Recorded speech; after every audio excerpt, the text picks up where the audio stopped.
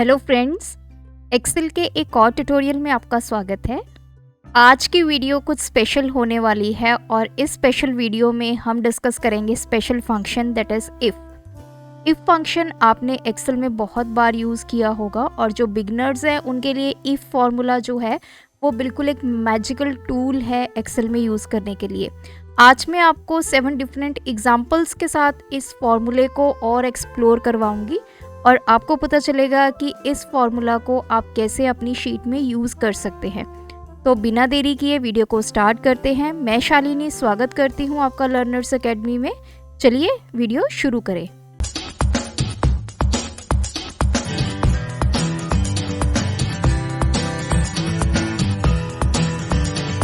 देखिए, सबसे पहले जो मेरे पास डेटा है इसमें स्टूडेंट्स के नेम है, मार्क्स हैं और हमें यहाँ पे फाइंड करना है कि स्टूडेंट फेल है या पास है।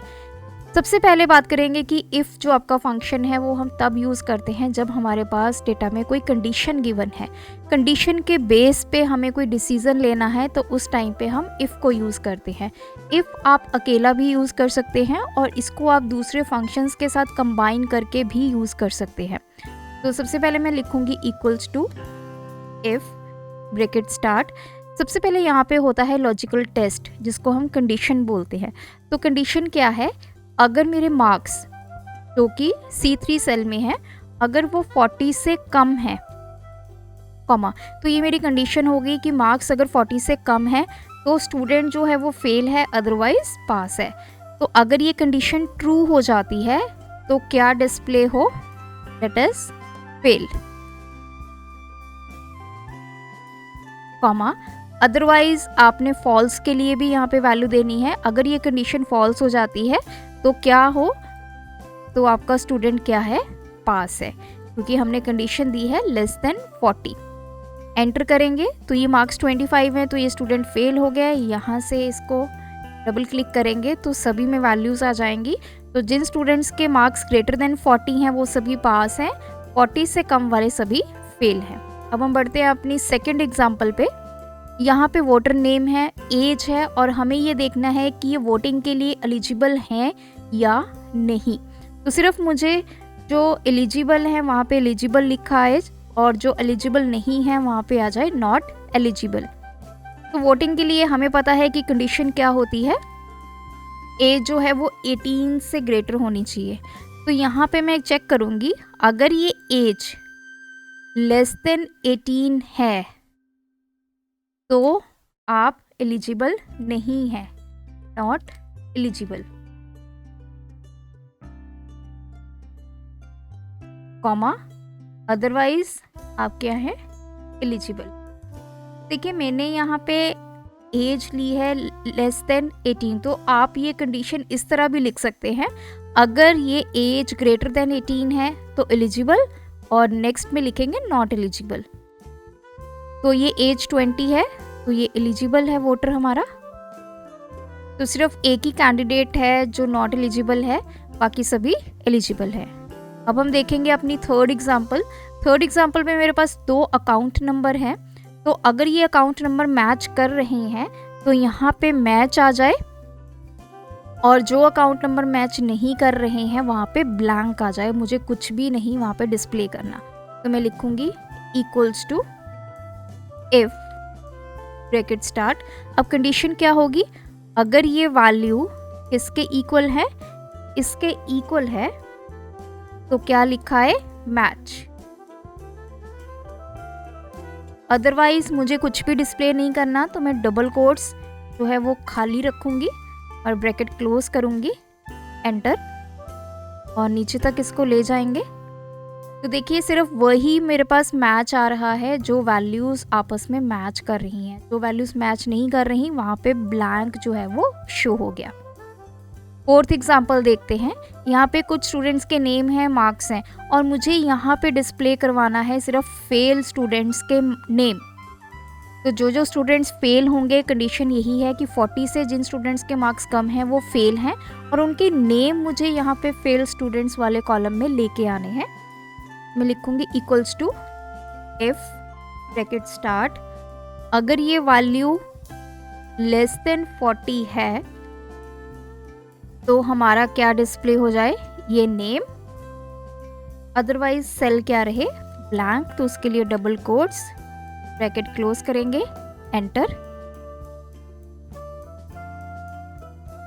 तो सिर्फ 2 ही स्टूडेंट्स हैं जो फेल हैं और उनके नेम हमारे पास इस कॉलम में आ गए हैं, साक्षी और विनय, और बाकी सभी स्टूडेंट्स के मार्क्स जो हैं वो ग्रेटर देन 40 हैं।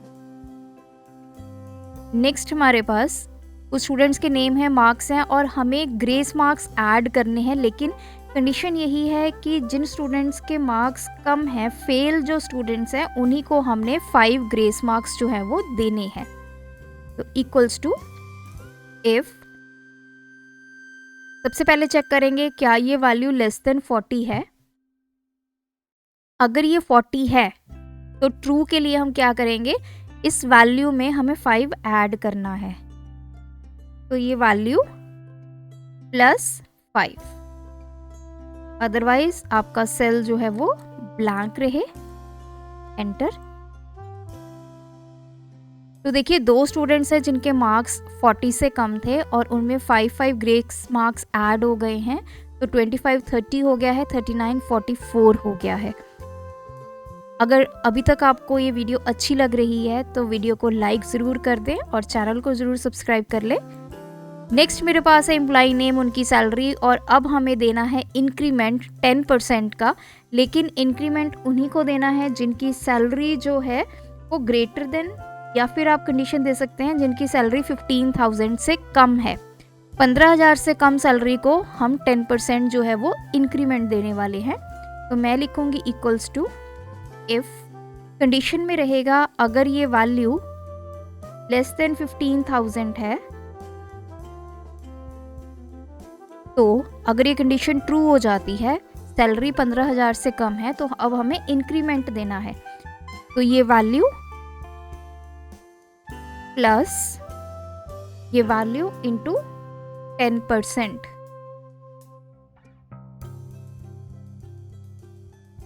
कॉमा, अदरवाइज मेरी यही वैल्यू जो है वो डिस्प्ले हो जाए। तो देखिए 12,000 था, इसको 10% डिस्काउंट मिल गया है, तो ये 13,200 हो गया है। नेक्स्ट 15,600 एज सच रहा, 15,600, ये सैलरी भी आपकी 15,000 से बड़ी है। नेक्स्ट हमारे पास एक ये वैल्यू छोटी थी 14,800, ये 16,280 बन गई, और लास्ट विनोद की सैलरी भी इंक्रीमेंट होके 11,550 रुपीज़ आ गई है।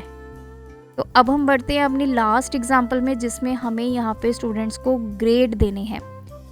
तो कंडीशन क्या है ग्रेडिंग की, अगर marks greater than equal to 80 हैं तो ए ग्रेड, 60 to 79 को बी ग्रेड, 40 to 59 को सी ग्रेड, लेस देन 40 को डी ग्रेड।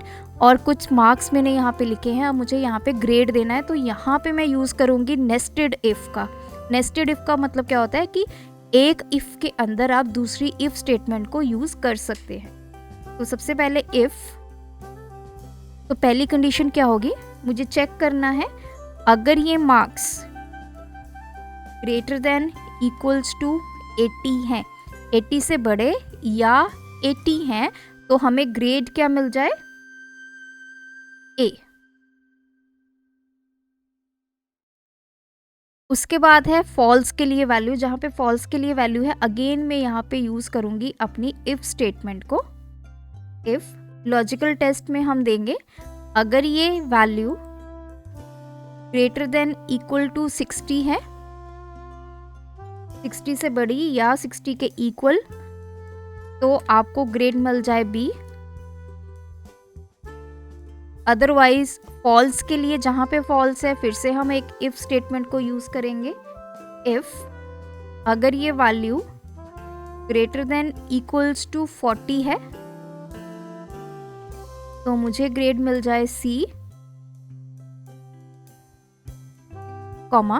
तो देखिए 3 कंडीशंस में चेक कर चुकी हूँ, अब लास्ट वाली हम यहाँ पे डायरेक्ट लिख देंगे, अदरवाइज मेरा ग्रेड क्या आएगा, टी। और जितनी भी इफ यूज़ की हैं सभी को क्लोज करेंगे, एंटर करेंगे, और यहाँ से इसको नीचे तक ले जाएंगे।